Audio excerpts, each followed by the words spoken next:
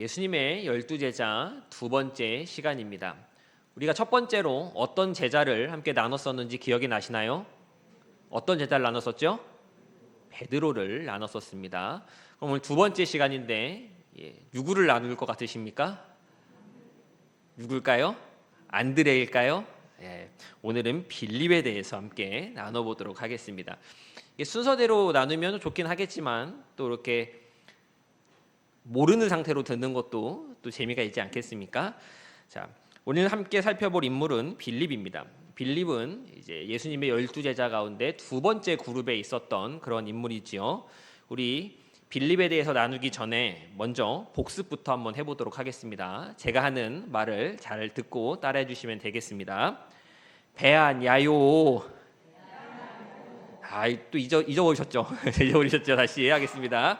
배안 야요. 빌바 도마 야다 시우 맛. 누군지 다 아시죠? 베드로, 안드레, 야고보, 요한부터 해서 배안 야요, 빌바 도마, 야다 시우 맛이었습니다.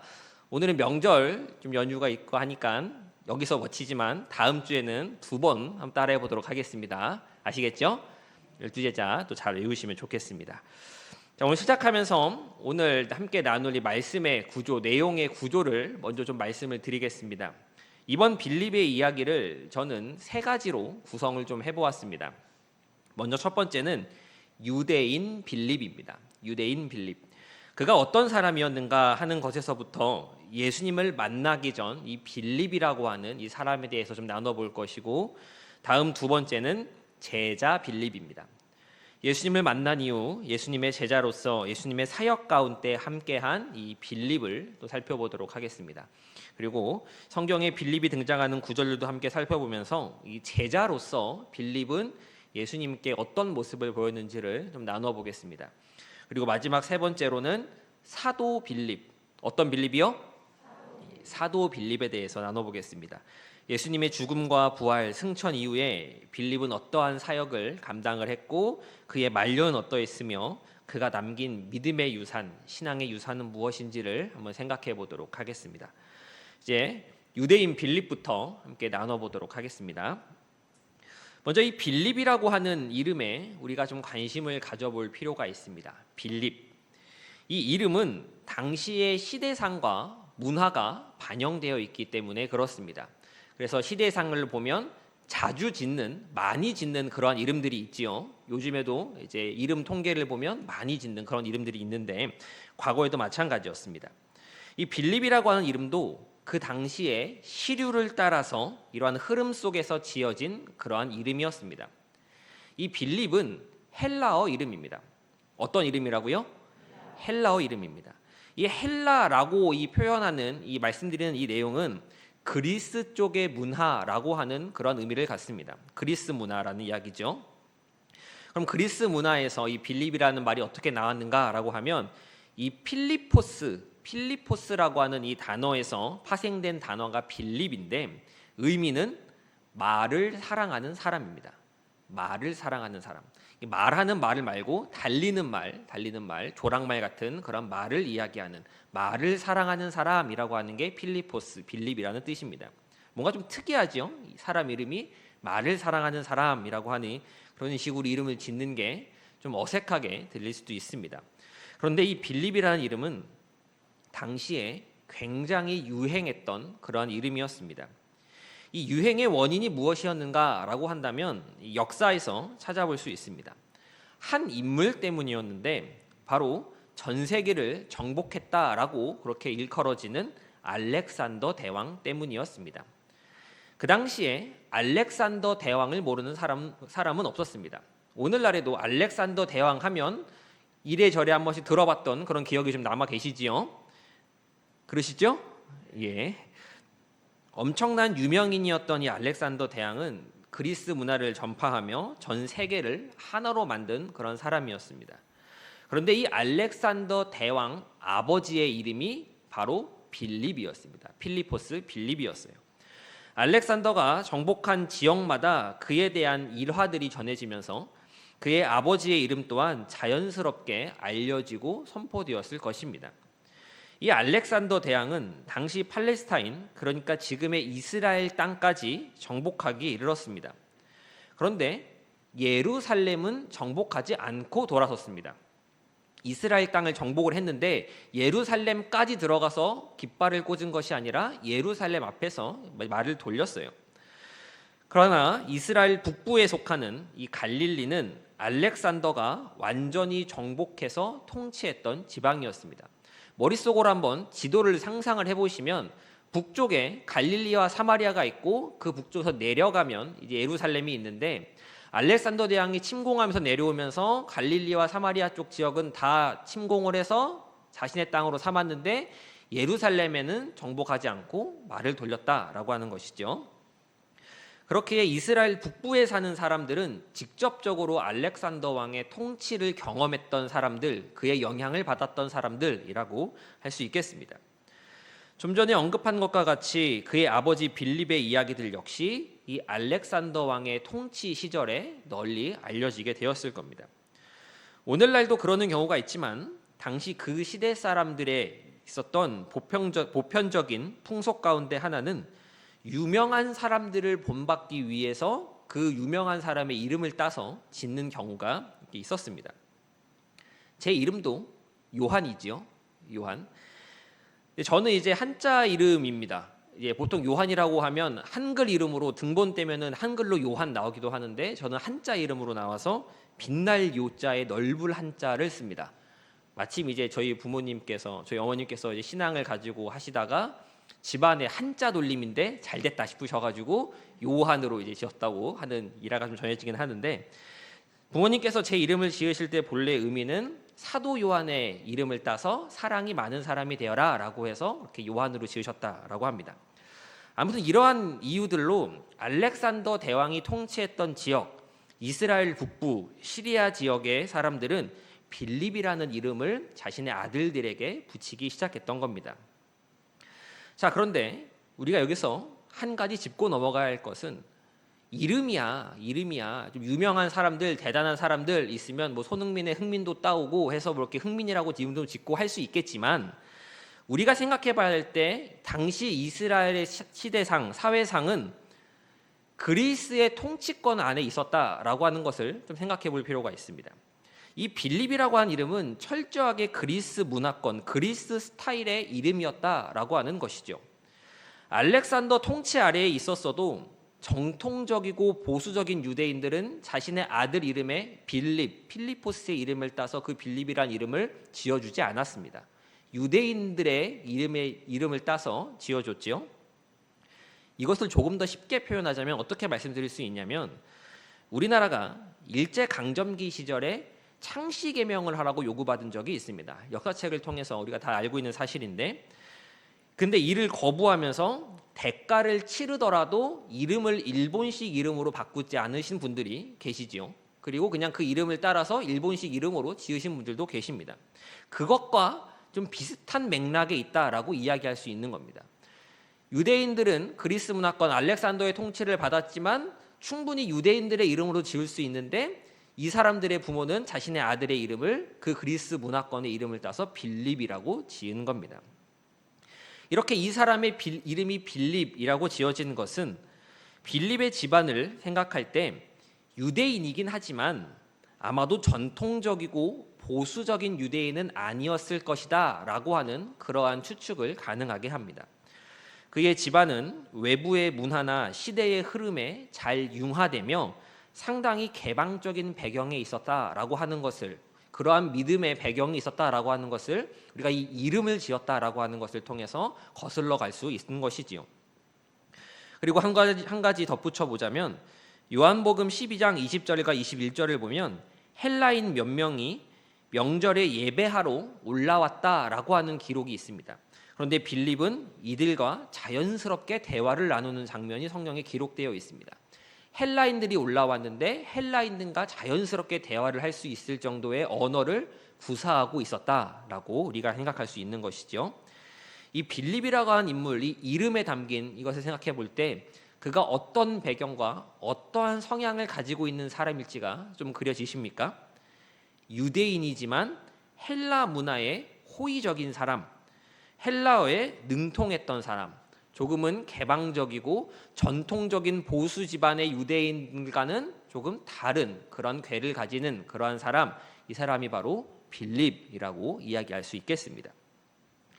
이제 이어서 이 제자 빌립에 대해서 함께 나눠보도록 하겠습니다. 제자로서의 부르심 먼저 좀 보겠는데요. 빌립의 고향은 벳세다였습니다. 지역이 어디였다고요? 벳세다였습니다.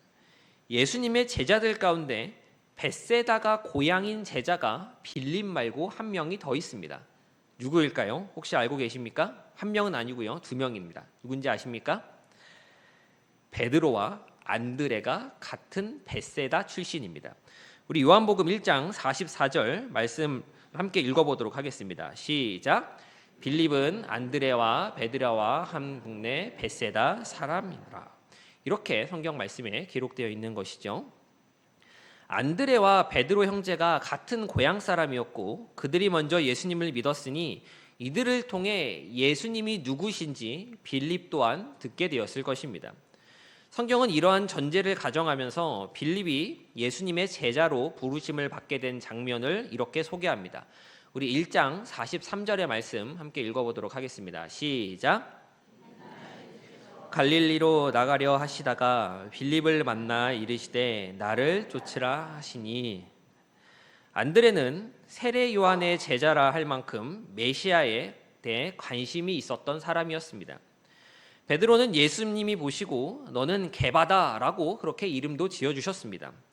그런데 빌립에 대해서는 별다른 말씀을 하지 않으시고 그냥 나를 따르라, 예전 성경으로는 그냥 나를 쫓으라 라고 그렇게 말씀하셨습니다. 예수님의 이 말씀에 빌립은 예수님을 따라 나서게 됩니다. 빌립이 아무 생각 없이 그냥 호기심으로 그냥 오라고 하니까 가야 하나 보다 라는 생각으로 갔을까요? 그건 좀 아닌 것 같습니다. 왜냐하면 빌립이 예수님을 만나고 나서 친구 나다나엘을 찾아가기 때문에 그렇습니다. 나중에 또 나다니엘도 다루기도 하겠지만 이 빌립은 굉장히 신중한 성격의 인물이라고 이야기할 수 있습니다. 빌립은 나다나엘을 찾아가 이렇게 말합니다. 모세가 율법에 기록했고 여러 선지자가 구약에 기록한 그분을 내가 만났다. 이러한 고백으로 미루어 볼 때 빌립에게는 이미 예수님에 대한 사전적 지식이 있었다라고 하는 것을 알 수 있습니다. 알고 있으니까 모세가 율법에 기록했다라든지 선지자가 구약에 기록한 그분이라고 하는 표현을 쓸 수 있었던 것이겠지요. 이렇게 예수님을 따라 나선 빌립은 이제 예수님의 제자로서의 삶을 살아가게 됩니다. 말씀 가운데 제자 빌립이 나타나는 장면은 요한복음 6장에 있습니다. 전에 요한복음 6장 말씀을 나누기도 했었는데 이곳에는 오병이어의 사건이 기록되어 있습니다. 우리 요한복음 6장 5절부터 7절까지의 말씀을 보면 예수님께서 빌립과 말씀을 나누시는 장면이 있는데 함께 읽어보도록 하겠습니다. 시작. 예수께서 눈을 들어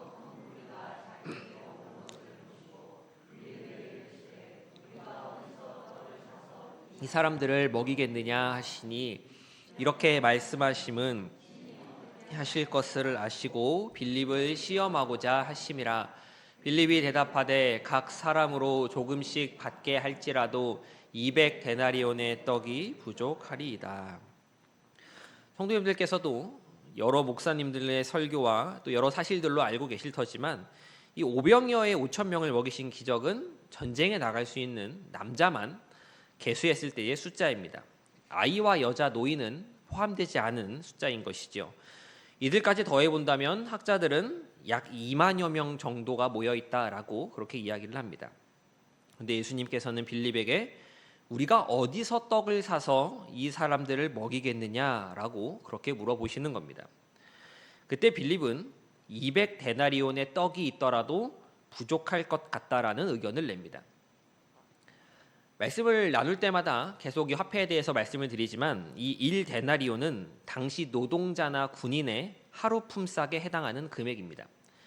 오늘날과 많은 차이가 있겠지만 하루 임금을 오늘날 10만 원이다라고 그렇게 생각을 해볼 때 빌립은 예수님께 한 2천만 원 있어도 안 되겠는데요? 라고 그렇게 지금 말씀을 드리고 있는 것입니다. 분석적이고 계산에 빠르지만 조금은 부정적인 모습을 그는 보여주고 있습니다. 그곳에 모인 한 2만여 명의 사람, 한눈에 들어오지도 않는 그런 사람을 보면서 예수님께서 얼마나 있어야 될까라고 물어보실 때 한 이 정도 있어야겠는데요? 라고 말하는 것을 보면 보통 사람은 아닌 것이죠. 자, 이후 빌립은 요한복음 12장에서도 등장을 합니다. 유대인 빌립을 언급할 때 나왔던 것처럼 헬라인 몇이 명절에 예배하러 올라온 때입니다. 그들은 예수님을 만나러 왔고 또 예수님을 만나기 위해 빌립을 찾아왔습니다. 그런데 빌립이 이들을 보고 이런 반응을 보입니다. 헬라인들이 예수님을 만나기에 찾아왔는데 헬라인들과 원활하게 대화가 되는 빌립이 보인 반응입니다. 요한복음 12장 22절 말씀 함께 읽어보도록 하겠습니다. 시작. 빌립이 안드레에게 가서 말하고 안드레와 빌립이 예수께 가서 여쭈니 안드레를 찾아갑니다. 지금 머릿속으로 한번 그려보세요. 헬라인들이 명절을 맞아서 예수님을 만나러 올라왔습니다. 예수님 좀 만나게 해주세요 라고 올라왔는데 안드레를 찾아간 겁니다. 안드레를 찾아가고 그리고 나서 어떻게 할지를 먼저 의논을 합니다. 예수님을 만나게 해줘도 괜찮을까? 라고 의논을 한 뒤에 예수님과 다시 나아가는 것이죠. 만약 지난주 살펴봤던 베드로였다면 어떤 반응을 보였을까요?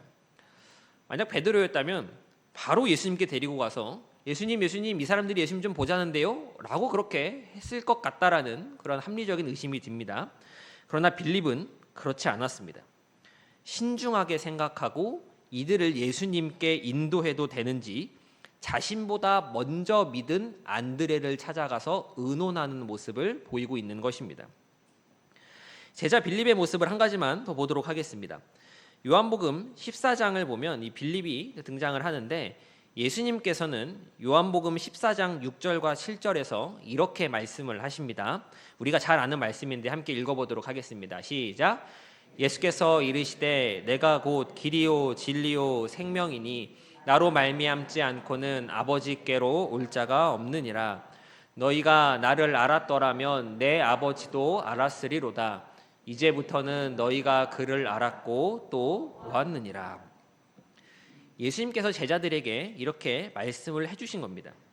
그런데 예수님의 이 말씀이 끝나자 빌립이 무슨 말을 덧붙이냐면 빌립이 가로되 주여 아버지를 우리에게 보여주옵소서 그리하면 족하겠나이다 라는 그러한 반응을 보입니다. 내가 곧 길이요 진리요 생명이니 나로 말미암지 않고는 아버지께로 올 자가 없어 라고 그렇게 말씀을 하시니 빌립이 그 이야기를 듣고 그럼 아버지를 좀 보여주세요 라고 말을 하고 있는 겁니다. 빌립은 확인하고 싶어 했습니다. 신중하고 분석적인 그의 모습이 다시금 드러나는 그런 대목이라고 이야기할 수 있을 것 같습니다. 이러한 빌립에게 예수님께서는 9절부터 21절까지의 긴 내용을 통해 다시금 빌립에게 설명해 주시고 깨닫게 해주셨습니다. 이상의 내용들을 볼 때 제자 빌립은 어떤 인물이었을까라고 하는 것을 추측해 본다면 신중한 사람, 분석적인 사람, 계산이 빨랐지만 당장 내 앞에 보이는 것이 아니라면 조금 부정적인 사람이라고 그렇게 생각해 볼 수 있을 것 같습니다. 이제 마지막으로 사도 빌립에 대해서 살펴보도록 하겠습니다. 예수님의 승천 이후에 이 빌립은 어떤 사역을 감당을 했을까요?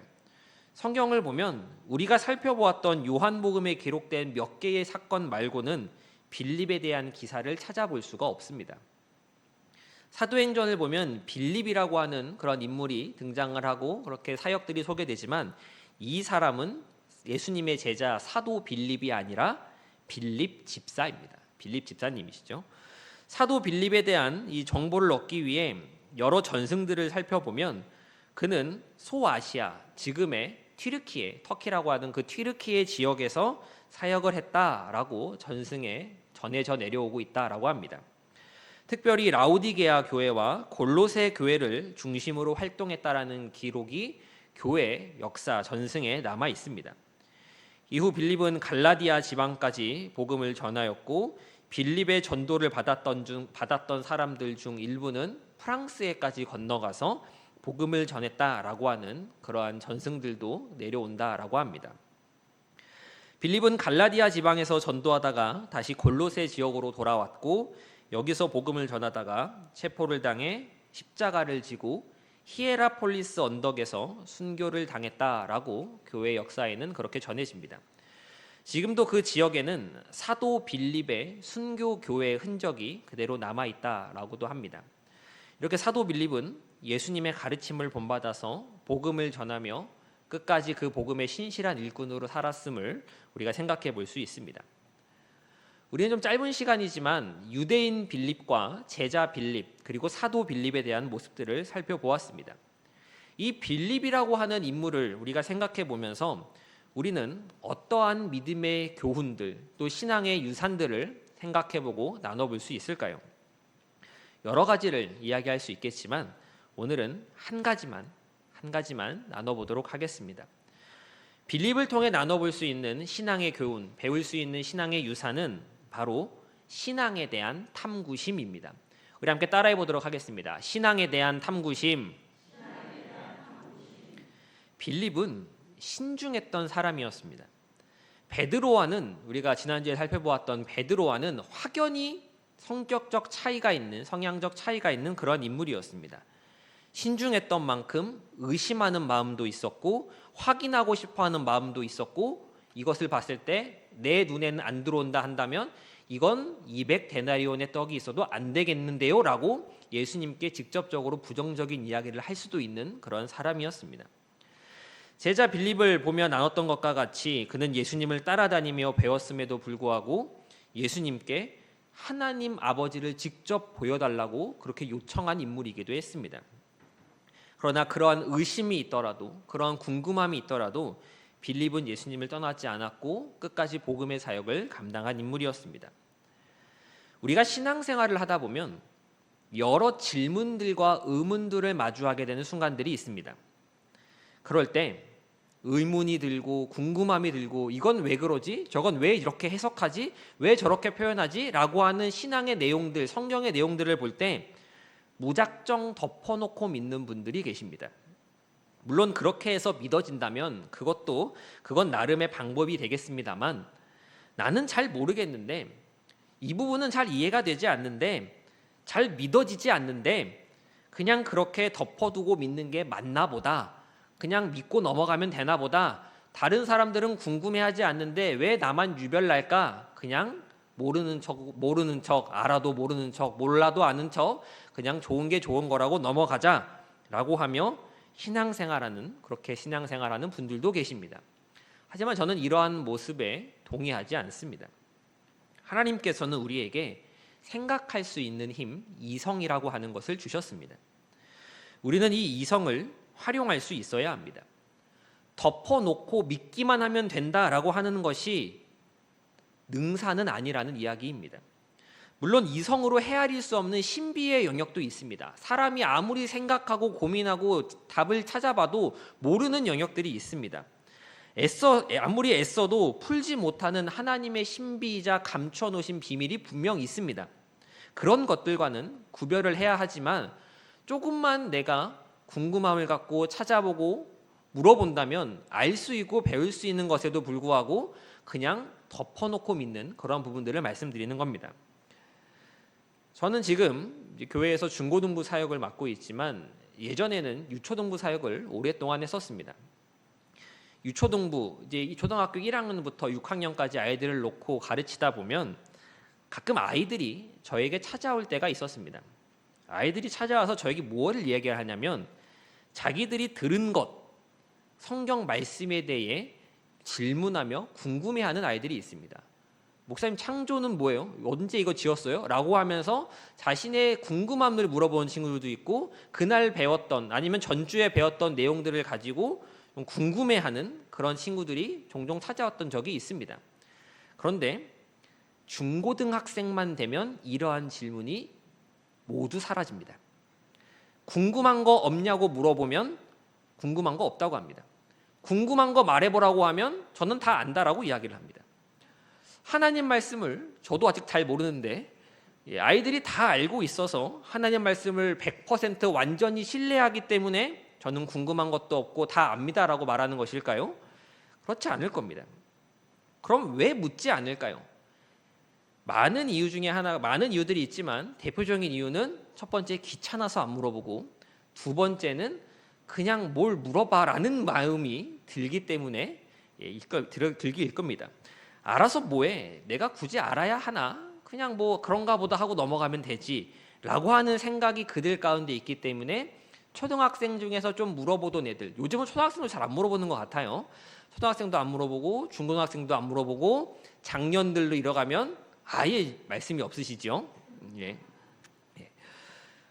여기서 물어보지 않는 대개의 이유, 작년에 이르러서도 작년부 예배를 드리면서도 이러한 궁금함이 생겼을 때 잘 물어보지 않는 이유라고 한다면 목사님 바쁘실까 봐, 목사님 귀찮게 하는 거일까 봐 안 물어보는 이유도 있고, 혹은 내가 교회를 지금 몇 년 다녔는데, 내가 직분이 뭔데, 내가 지금 신앙이 몇 년 차인데 내가 가서 뭐 이거를 물어보나 라는 그러한 마음이 드실 때가 있으시기 때문일 겁니다.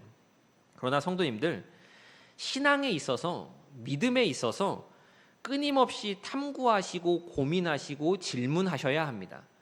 내가 지금 저 앞에 있는 저희가 이제 목사가 되었다라고 해도 이제 목사가 되었으니까 성경 공부 그만해야지, 이게 아니라 계속 공부하고 질문하고 하는 것처럼 장로님이 되셔서도, 권사님이 되셔서도, 안수 집사님이 되셔서도 계속해서 성경에 대해서 궁금해하고 질문해하고 알기 위한 노력들이 계속 있어야 한다라고 하는 것입니다. 그렇게 신앙에 대한 탐구심이 있어야 신앙이 단단해집니다. 우리가 철을 단련할 때도 계속해서 때리지 않습니까?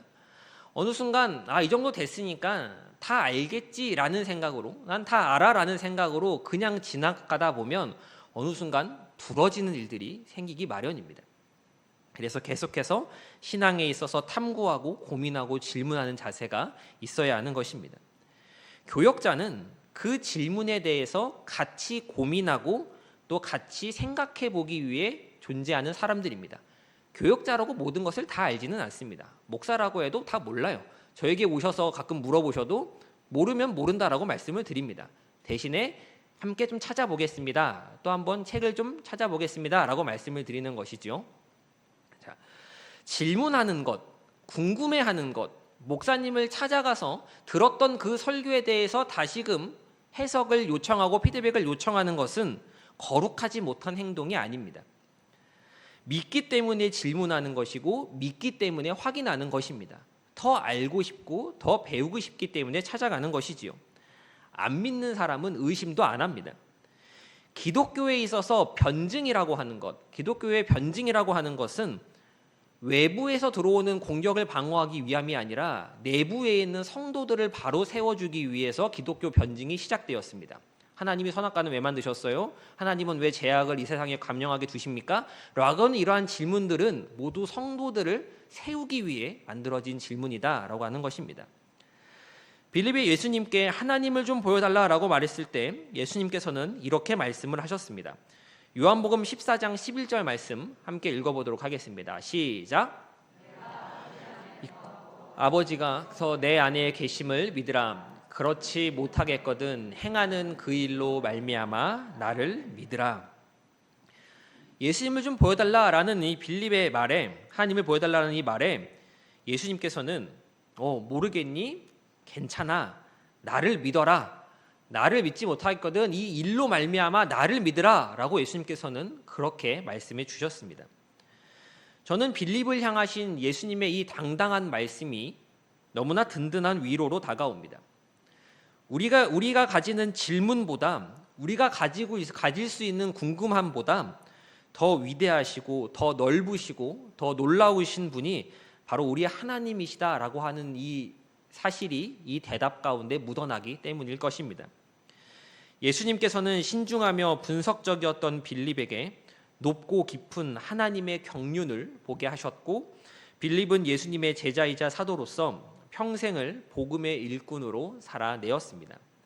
이 빌립이 전해주는 믿음의 유산, 신앙에 대한 탐구를 우리가 다시금 기억하면서 이 유산을 받아 신앙의 유익을 누리시는 모든 성도님 되시기를 간절히 소망합니다.